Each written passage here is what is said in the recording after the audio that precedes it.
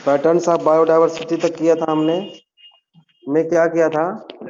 Latitudinal gradient, latitudinal और altitudinal. Altitude gradient क्या होता है बेटा? हाँ, जैसे जैसे हाइट इंक्रीज होती है बेटा, डाइवर्सिटी डिक्रीज होती है। ठीक है, याद रखना है बात। मैक्सिमम डाइवर्सिटी इक्वेटर पे होने का रीजन जो है दो तीन।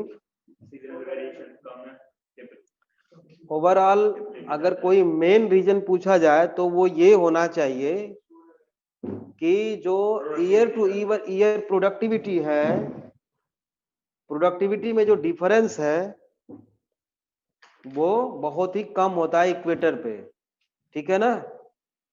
और ड्यूरिंग इवोल्यूशन बहुत ज्यादा डिस्टरबेंस रहा है ग्लेशियर के साइड में, पोलर रीजन के तरफ, इसलिए डाइवर्सिटी वहां पे बहुत कम होती है। ठीक है ना? क्लियर है ना सारी बात? पैटर्न ऑफ बायोडाइवर्सिटी में लैटिट्यूडनल ग्रेडियंट क्लियर है।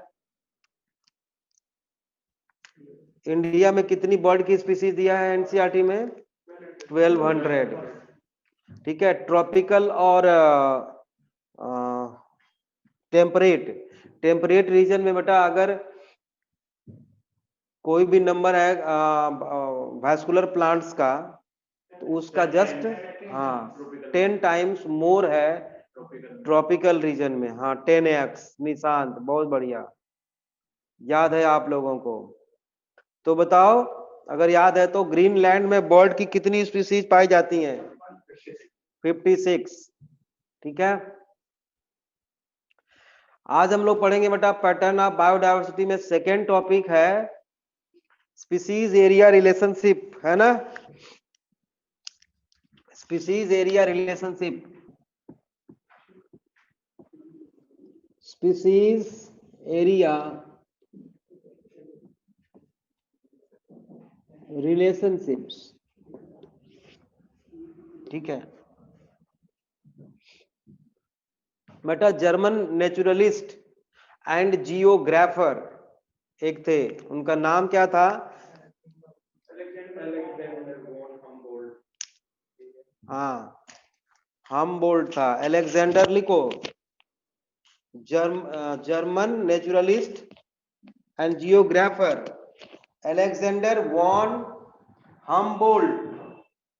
ठीक है, मैंने क्या नाम बताया? Alexander von Humboldt. उसने क्या किया बेटा, ध्यान से देखो इधर।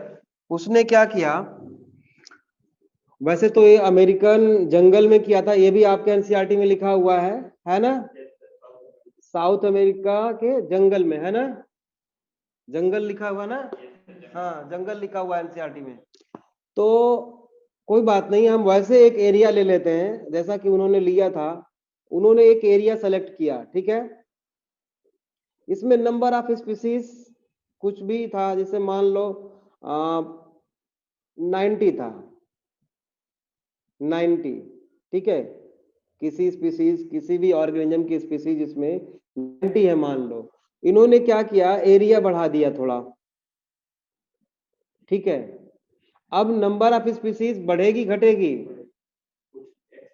कुछ तो बढ़ेगी।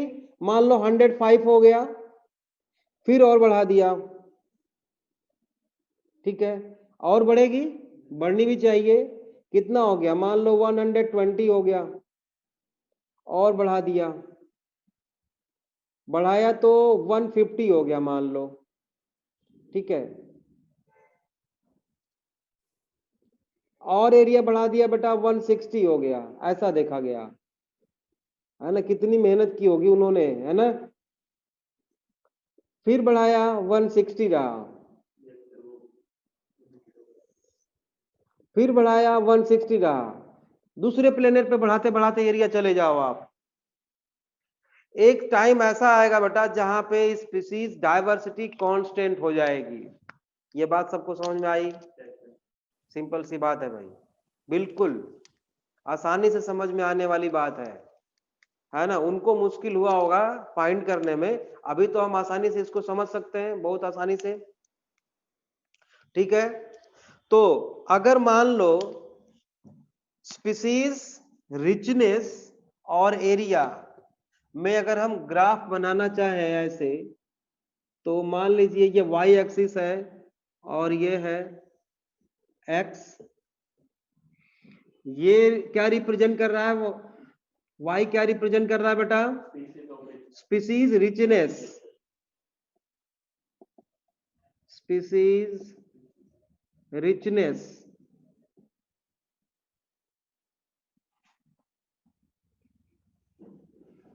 इसको रिप्रेजेंट करते हैं बेटा किससे, एस, ठीक है, इसको ऐसे रिप्रेजेंट करेंगे, ठीक है। और एरिया, ये एक्स, एक्स क्या है बेटा, एरिया है, और एरिया को हम रिप्रेजेंट करेंगे किससे, ए से रिप्रेजेंट करेंगे, ठीक है।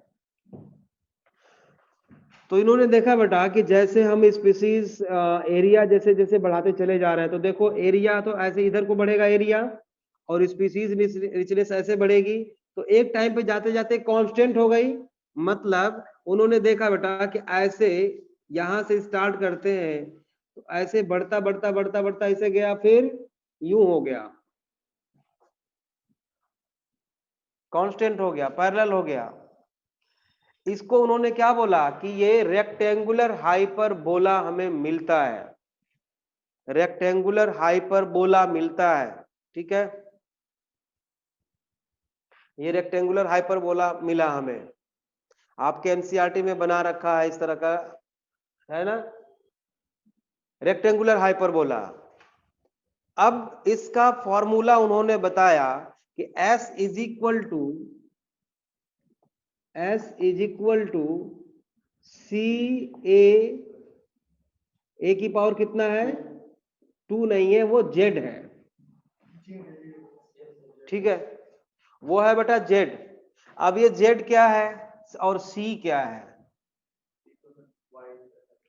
C को पहले समझते हैं बेटा कि C इज इक्वल टू क्या है, क्या लिखा है, y इंटरसेप्ट का क्या मतलब समझते हो आप लोग,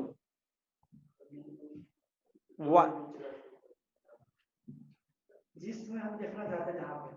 बहुत अच्छी बात है, वाह जी वाह, बहुत बढ़िया। मतलब जब उन्होंने शुरू किया होगा बेटा काउंटिंग, तो हाँ, जीरो तो रहा नहीं होगा, जीरो तो नहीं हो सकता ना, कुछ पहले की स्पीसीज रही होगी। जैसे हमने यहाँ पे 90 से स्टार्ट किया था, तो y को यहाँ पे क्रॉस तो करेगा किसी किसी पॉइंट पे, वही है क्या, y इंटरसेप्ट। क्लियर है बात, y इंटरसेप्ट है।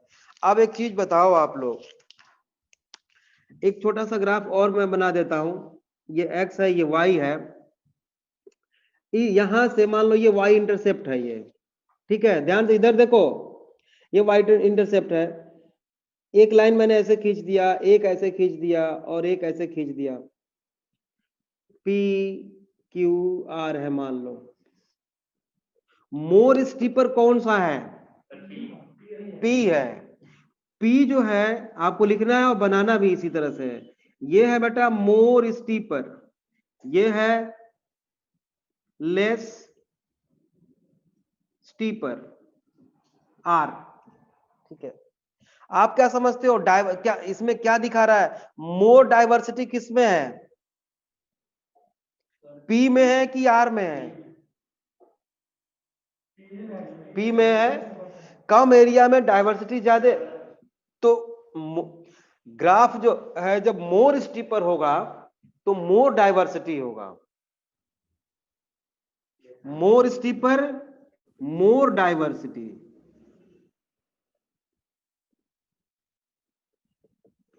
ठीक है। तो जेड में आपने लिखा है, एनसीईआरटी में लिखा होगा, देख लेना, Z is equal to slope of the line या रेग्रेशन कोएफिशिएंट, रेग्रेशन कोएफिशिएंट लिखा है, या slope of the line, slope of the line वो है जेड, कितना स्लोप है वही है जेड की वैल्यू। और मोर स्टीपर होगा बेटा तो जेड की वैल्यू ज्यादा स्टीपर होगी, तो फिर क्या होगा, डाइवर्सिटी भी बहुत ज्यादा बढ़ेगी। बात समझ में आई कि नहीं आई, सिंपल सी बात है, इसमें बहुत ज्यादा दिमाग नहीं लगाना है, हमको फार्मूला डेराइव भी नहीं करना है, हमको बस फार्मूले का मतलब आना चाहिए। ठीक बात है।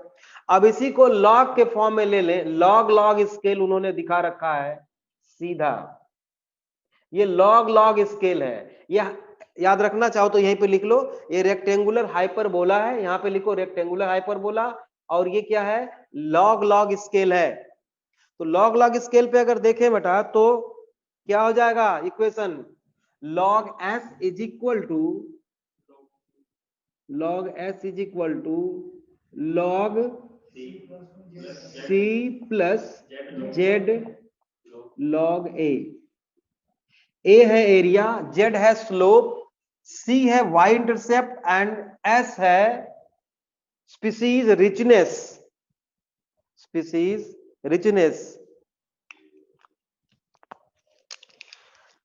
तो z की वैल्यू ज्यादा किसमें है, z की वैल्यू p q r में से p में ज्यादा है।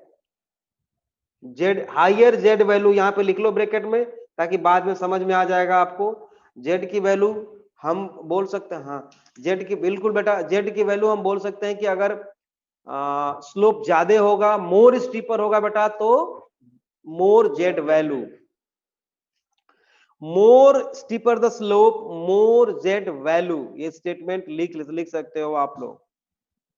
ये दो एरिया हमने सेलेक्ट किया अलग अलग जगह पे, यहां पे एरिया दोनों इक्वल है, यहां पे स्पीसीज डाइवर्सिटी मान लो किसी स्पीसीज के लिए 200 है, यहां पे किसी के लिए मान लो 50 है, तो हम ये बोलेंगे कि इसका ग्राफ क्या है, मोर स्टीपर है। मतलब अगर ऐसा है तो ग्राफ ऐसा बनेगा, ऐसा बनेगा इसलिए ऐसा नहीं है, बात समझ रहे हो। अगर किसी स्पीसीज में ऐसी बात देखी गई है तो उसका ग्राफ ऐसा हमें मिलता है, ये कहने का मतलब है कि अगर किसी पर्टिकुलर स्पीसीज के लिए ये स्लोप बहुत ज्यादा है, इसका मतलब कि किसी ने कोई काउंट करके गया है, तो उसको देखने से हमें पता लग गया कि भाई इसका स्पीसीज डाइवर्सिटी यहाँ पे ज्यादा है इस एरिया में, स्टडी के लिए, इकोलॉजी पढ़ रहे हैं हम। अच्छा अब लिखिए, अलेक्जेंडर या Humboldt observed that Humboldt HUMBOLDT है ना, Humboldt observed that within a region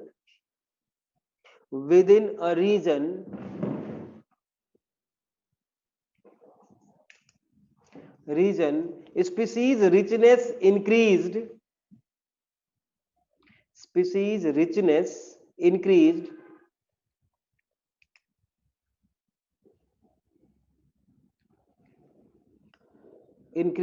with increasing explored area,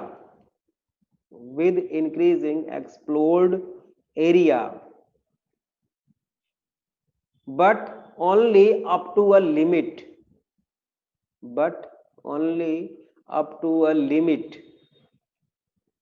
एक लिमिट तक बढ़ेगा, है ना। So relation between species richness and area,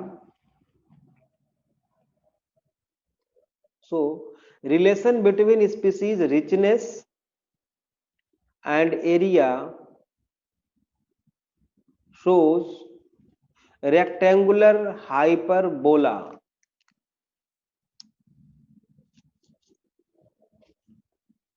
इसका एग्जाम्पल लिखेंगे बेटा, एग्जाम्पल लिखेंगे, variety of taxa,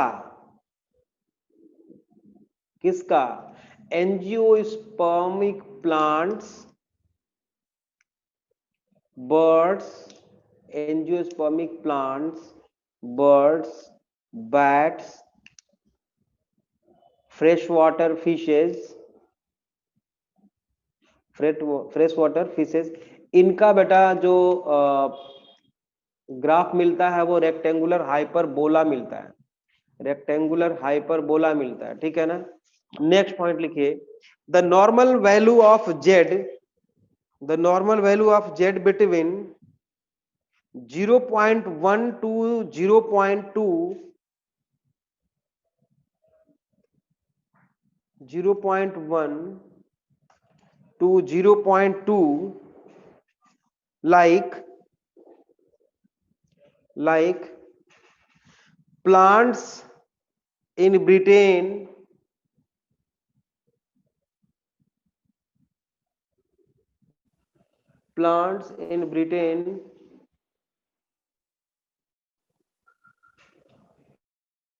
comma, birds in California,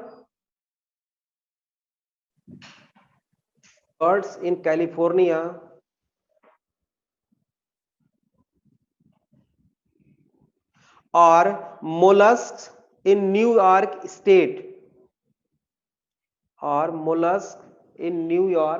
State, चलो स्क्रीन भी काम करने लगी, सही हो गया। क्या लिखा? Mollusc in New York state, comma, the slope of regression R, इनका सभी का एक ही जैसा है, स्लोप मिलता है ना, the slope of regression R या जेड की value amazingly similar,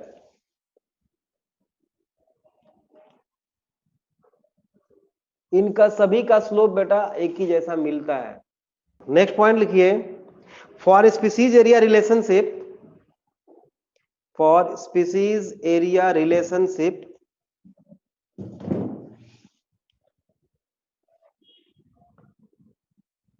among very larger area like continents,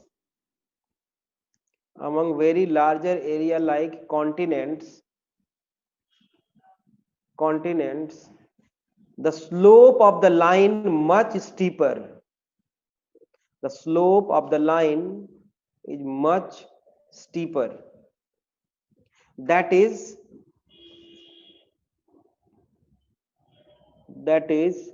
the z value lies between 0.6 to 1.2, बहुत ज्यादा। और जेड की वैल्यू सबसे ज्यादा लिखा हुआ है आपके एनसीईआरटी में फ्रूगीवोरस बर्ड्स लिखा हुआ है ना, मतलब जो फ्रूट ईटिंग बर्ड्स होती हैं उसका लिखा 1.15 लिखा होगा, है ना। तो ये दो स्टेटमेंट आपको याद रखना है, दो डेटा याद रखना है ना, कि कॉन्टिनेंट्स एरिया में बेटा 0.6 टू 1.2 होता है। और नेक्स्ट पॉइंट लिखिए, for fruit eating in bracket frugivores bracket close birds and mammals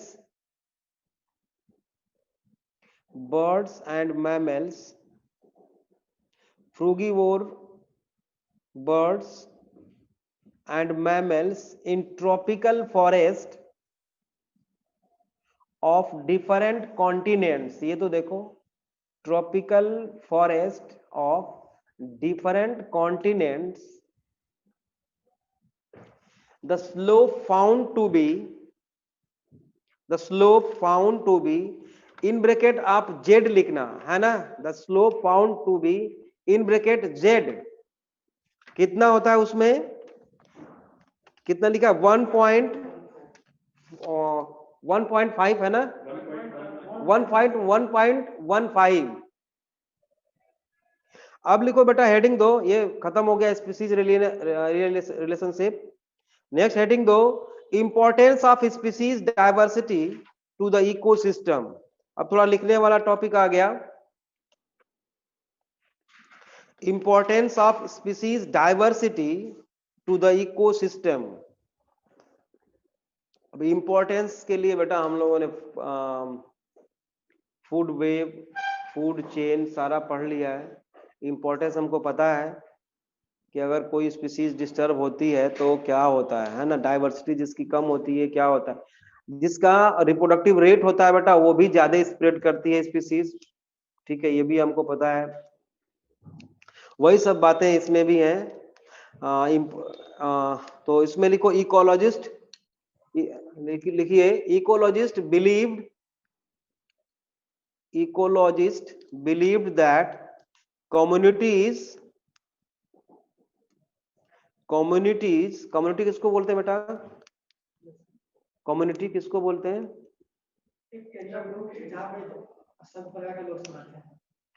different type of population किसको बोलते हैं? स्पीसीज, नंबर ऑफ स्पीसीज बहुत ज्यादा हो, नंबर ऑफ इंडिविजुअल्स ज्यादा हो सेम स्पीसीज के, वो पॉपुलेशन है। और कई तरह के पॉपुलेशन मिलके क्या बनाते हैं? कम्युनिटी मिलके क्या बनाती है? और कई सारे इकोसिस्टम, मतलब मेजर इकोसिस्टम क्या है?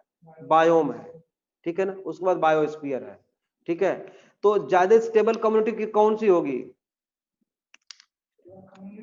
हाँ, मोर डाइवर, जिसमें डाइवर्सिटी ज्यादा होगी कम्युनिटी लेवल पे लिखिए, ecologists believe that communities with more diversity, more stable communities with more diversity, more stable community.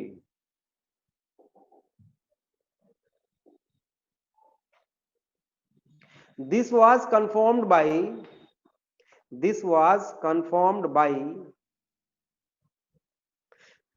with underline, नाम याद रखना है आपको, David Tilman, TILMAN, Tilman, confirmed by David, DAVID, David Tilman.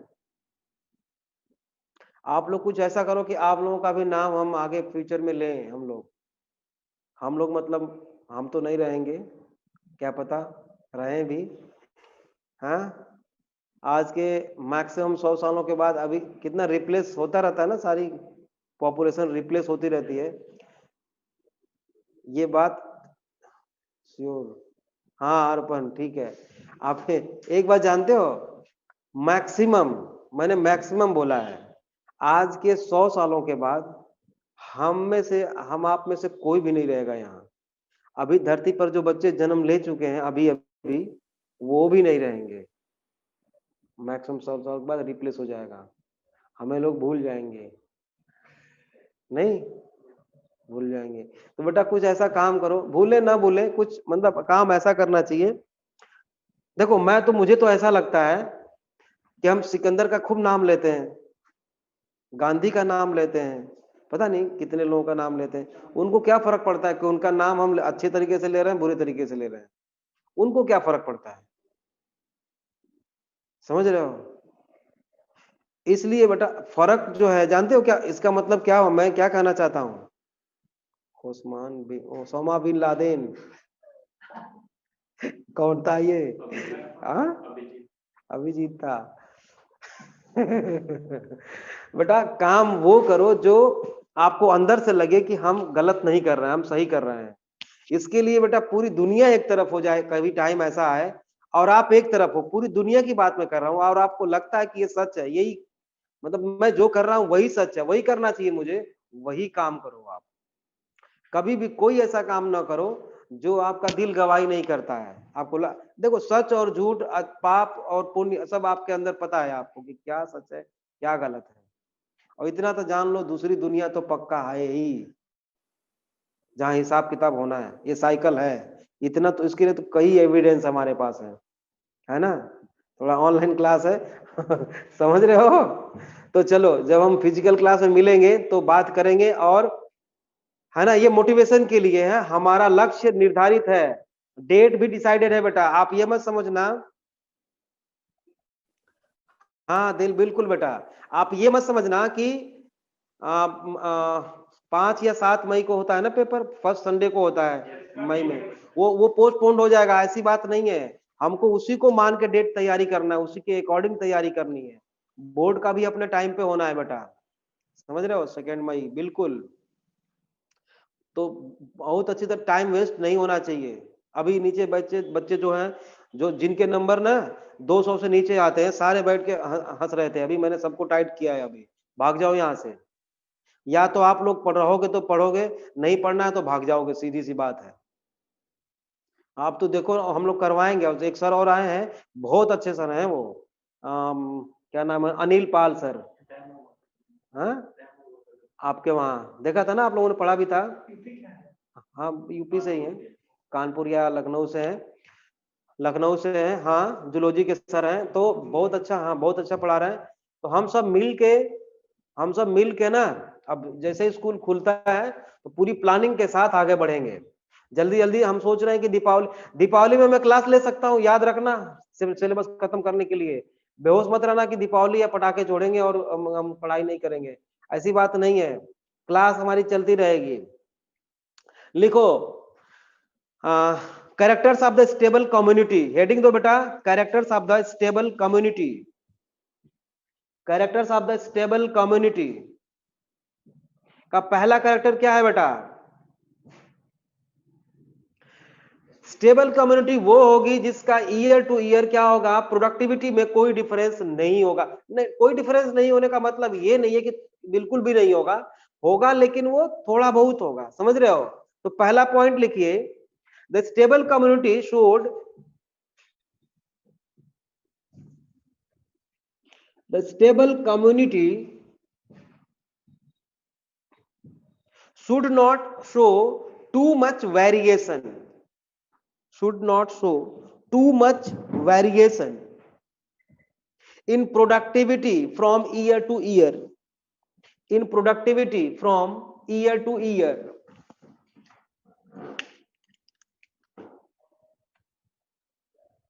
Next लिखो, second point, it must be either resistant, it must be either resistant और real, क्या लिखा है, और एनसीईआरटी में कुछ लिखा है, resilient, RESILIENT, resilient, RESILIENT, in bracket लिखो, इसका मतलब जानते हो, रेजिलिएंट का मतलब जानते हो आप लोग, ये आपको याद रखना है, मैं बोल रहा हूं, लिखो। क्या लिखा आपने? It must be either resistant और रेलिजिएंट, RESILIENT। इसका मतलब होता है बेटा, जैसे देखो,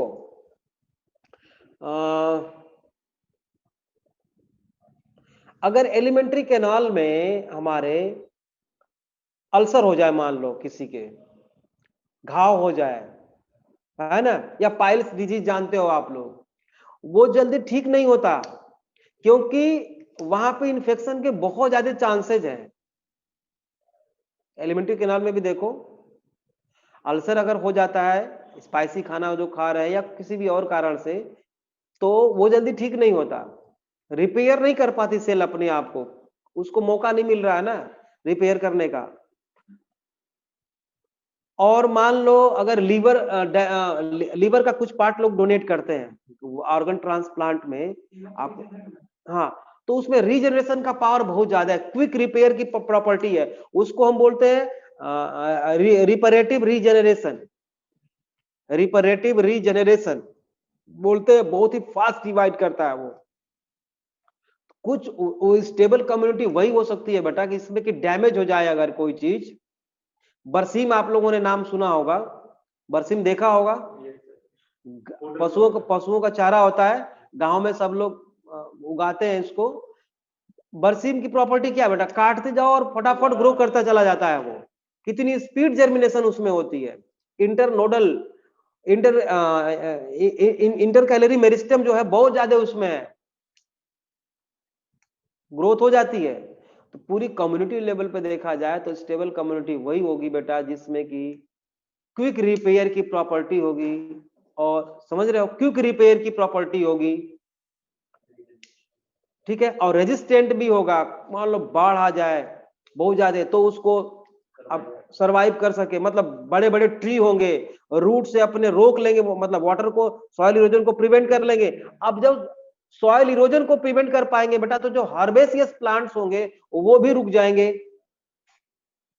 बात समझ रहे हो? तो स्टेबल कम्युनिटी होगी। तो resistant and resilient, in bracket लिख सकते हो आप लोग, quick repair of damaged community, quick repair of damaged community to bracket close, damaged community bracket close to seasonal disturbance, seasonal disturbance.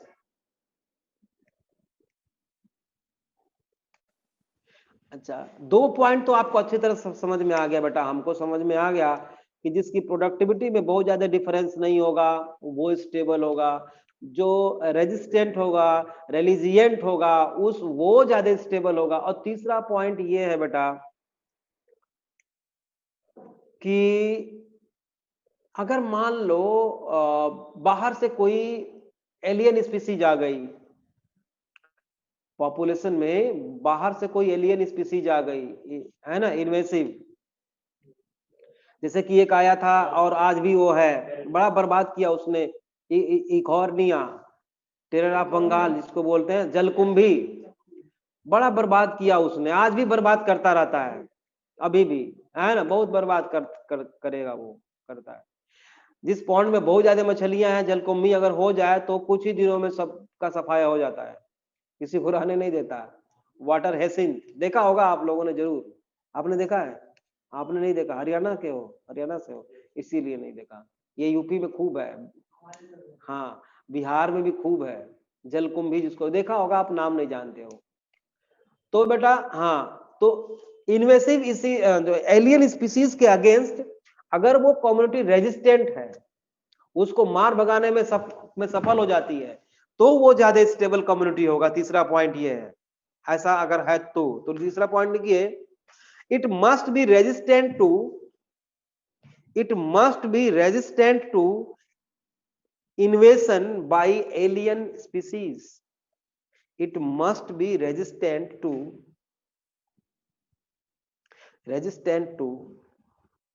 invasion, invasion, invasion by alien species।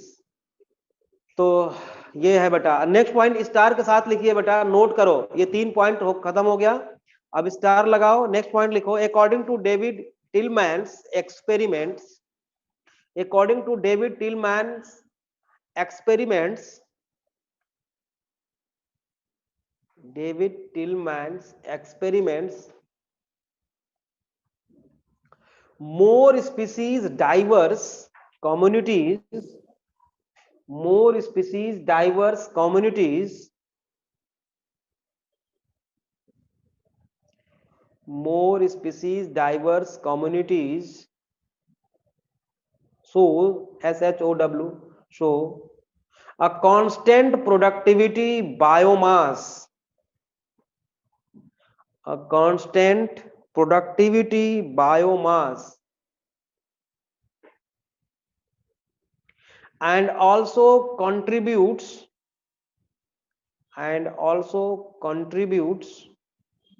to higher productivity,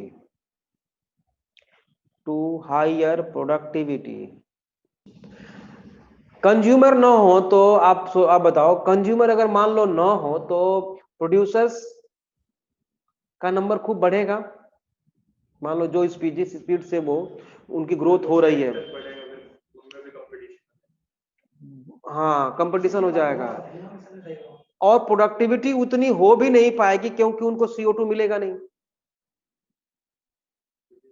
CO2 नहीं मिलेगा तो biomolecule नहीं बनेगा, bio photosynthesis नहीं होगी, photosynthesis कम होगी तो फिर प्रोडक्टिविटी पे असर आएगा। और एक दिन ऐसा मान लो सब कुछ ठीक ठाक भी रहता है, बरसीम का एग्जांपल ले लेता हूं मैं, पशुओं का जो चारा होता है, मान लो आप न काटो उसको, नहीं काट रहे हो, बड़ा हुआ होता होता एक लिमिट तक बड़ा होगा, वीक प्लांट है वो, बड़ा होता होता होता होता इतना बड़ा हुआ, फिर वो गिरेगा, गिरेगा तो अब की बार सड़ जाएगा वो और उसकी स्पीसीज, तो ये अच्छा है उसके लिए कि उसको मारा जाए बार बार।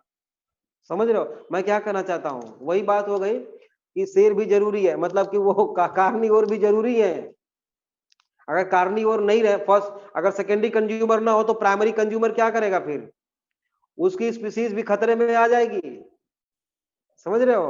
हाँ, तो सबका अपनी अपनी जगह इंपॉर्टेंस है बेटा, इकोसिस्टम में हम ये बात पढ़ चुके हैं, ठीक है। नेक्स्ट पॉइंट लिखिए, healthy ecosystem essential for survival of human race on this planet. Healthy ecosystem essential for, Tilman ने ही बताया था, healthy ecosystem essential for survival of the human race on this planet,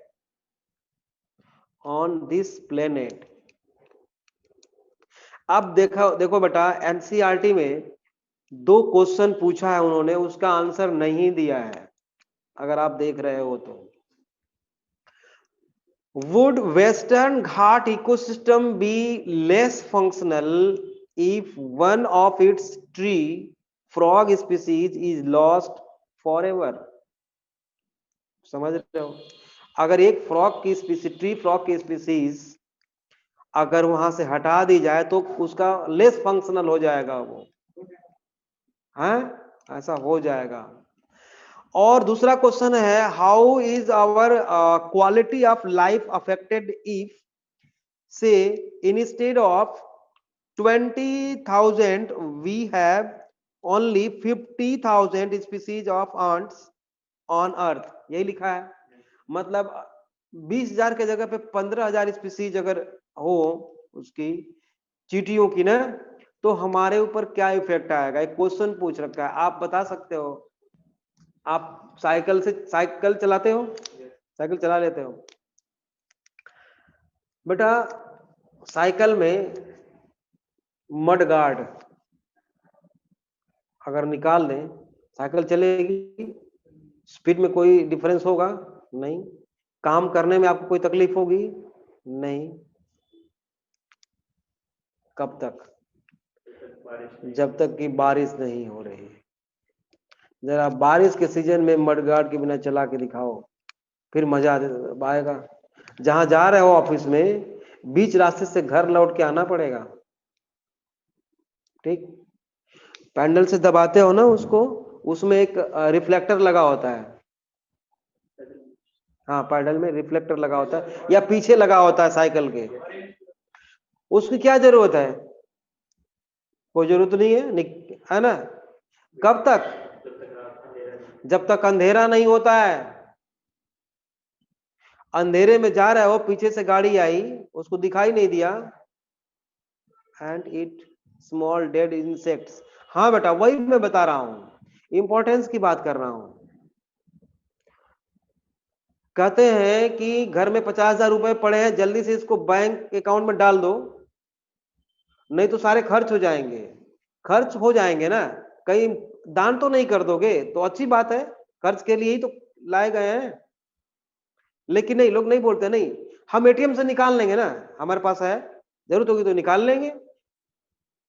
भाई निकाल लोगे तो फिर रखते ही क्यों हो? वो इसलिए बेटा कि थोड़ा थोड़ा निकालते, 50,000 पड़े हैं भाई, 500 रुपए दे दो बच्चे को, क्या जाता है?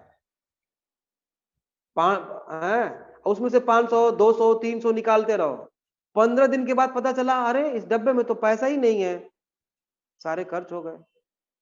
थोड़ा थोड़ा जिसको हम कुछ नहीं इंपॉर्टेंस दे रहे थे, 1-1, 2-2 रुपया, 100 रुपया का, उसकी कीमत समझ में आ गई हमको। बैंक में था तो पूरा महीना चल जाता था, ऐसे है कैश पड़ा हुआ है तो चल ही नहीं पा रहा है। हाँ, बिल्कुल सही, सच बात है। इसी बात को समझाने के लिए बेटा, क्या नाम था उनका? पॉल इनरिच नाम था, आपके एनसीईआरटी में लिखा हुआ है। हाँ हाँ, एलिश नाम है, एलिश बोलते हैं, पॉल, हाँ एलिश, हाँ EHRLISH, ठीक है ना? LICH, जो भी LICH, LISH है, देखो तो CH है, SH भी होता है, CH है। चलो ठीक है, कोई बात नहीं, मैं बता रहा हूं। इसको समझाने के लिए बेटा, आपके एनसीईआरटी में एक कहानी लिखी हुई है छोटी सी। उसको बोलते हैं बेटा rivet proper hypothesis given by Paul English, है ना। इन्होंने रिवेट के नीचे आप लोग लिख लो स्पीसीज। स्पीसीज रिवेट मतलब बेटा वो छोटे छोटे पार्ट्स हैं एरोप्लेन के, हवाई जहाज के छोटे छोटे पार्ट्स हैं, समझ रहे हो। तो जितने इन्होंने लिखा है कि जितने पैसेंजर बैठे हैं ना, जाके बैठा, जिसे लोग ट्रेन में करते थे पहले, अभी भी करते हैं कुछ लोग, जाके बैठे और सीट थोड़ी सी फटी हुई है, अगर घर का होगा तो आप सेलो टेप लगा दोगे, कुछ लगा दोगे, और ट्रेन में बैठे हुए हैं लोग, बैठ के जब जर्नी कंप्लीट हो जाती है तो ऐसे ऐसे 2-4 बार मार के ऐसे चल देते हैं, वहां पे करते हैं कुछ लोग, हाथों में खुजली होती रहती है उनके, ठीक है ना, समझ में आ रही है बात। और जो वो बेडशीट जिसको कि आप ओढ़ के सोए हुए थे, या जो भी पतले मिलते थे एसी में अगर है तो मिलता था ना, वो व्हाइट कलर का, चलते चलते जूता साफ कर लेंगे उसी से, मैंने देखा है भाई, पैसे दिए हमने, साफ करेंगे, ये इनका काम है साफ करना।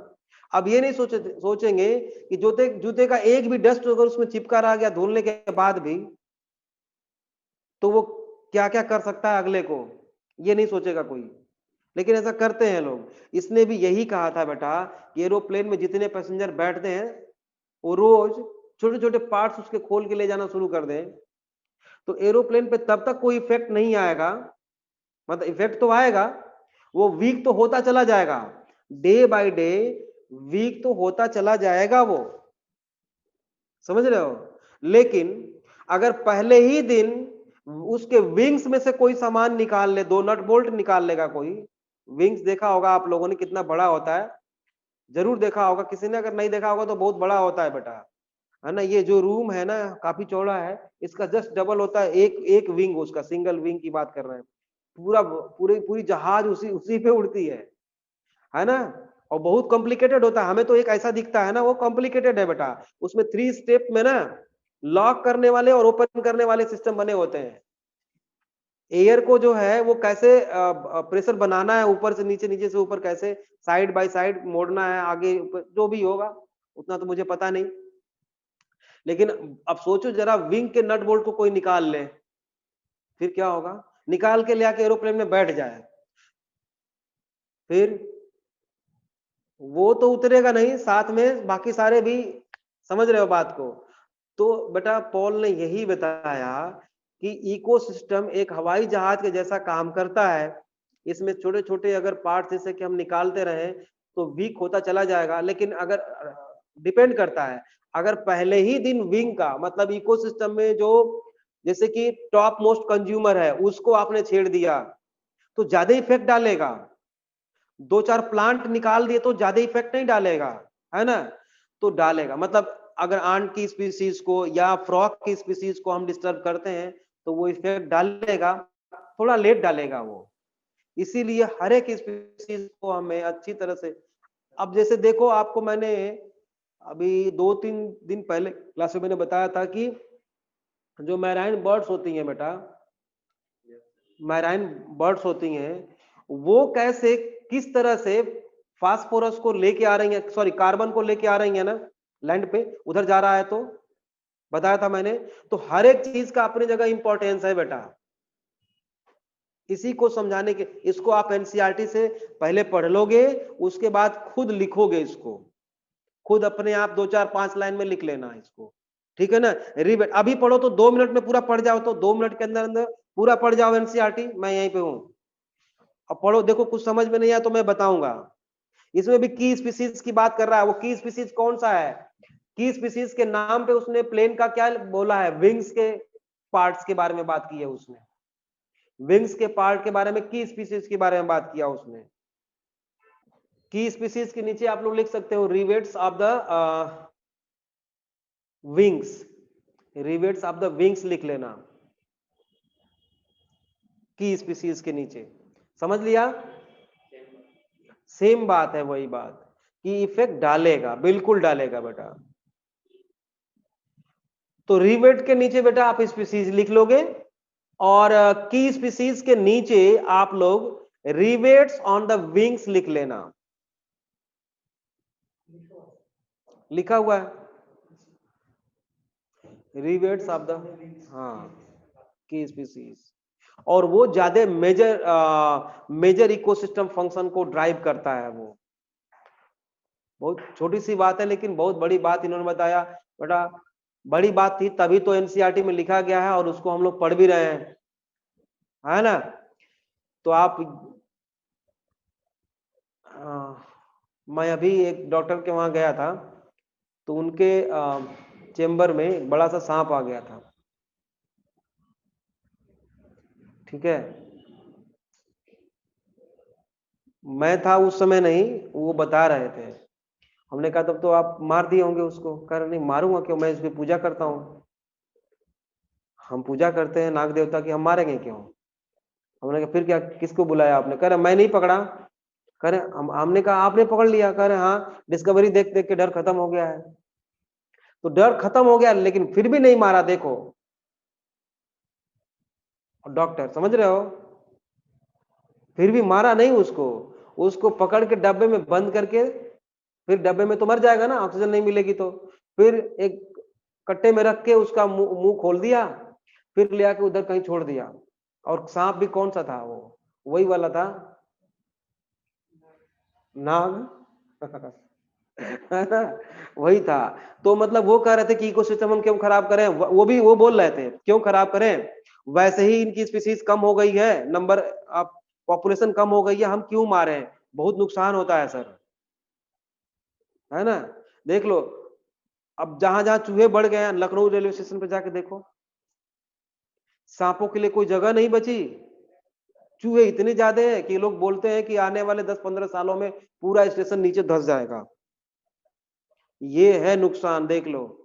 और ऐसा कभी ना हो, मैं तो यही चाहता हूं, मान लो कोई ट्रेन जा रही है और एकदम से नीचे बैठ गई, फिर क्या होगा देख लो। पूरा खोखला कर चुके हैं लखनऊ स्टेशन पे, आप लोग कभी गए होगे तो देखा होगा, बहुत बड़े बड़े बिल्ली के जैसे तो चूहे हैं वहां पे। और हम डरते हैं नहीं, आपके सामने वही खड़ा होगा, कुछ नहीं कर पाओगे आप। और ज्यादा छेड़ोगे तो फिर वो भी करेगा कुछ, डरते नहीं है वो। और स्टार्टिंग में अगर वही उनका अगर प्रीडेटर रहा होता तो ये स्प्रेड नहीं होते उतने। उनको तो हमने मार दिया, मार दिया तो फिर जेलो, शहर बस गए, उनके लिए कोई जगह नहीं बची, फिर भाग गए वो, खत्म हो गए, वहां से खत्म हो गए। समझ रहे हो इंपॉर्टेंस कितना है। तो फ्यूचर के लिए, अपने आने वाले फ्यूचर में लोगों के लिए हम अगर कुछ करना चाहते हैं तो जो हमारे पास इकोसिस्टम बचा है बेटा, उसको सेव करना सीख जाए कम से कम, समझ रहे हो। तो ठीक है बच्चों, बाकी का कल करेंगे हम लोग।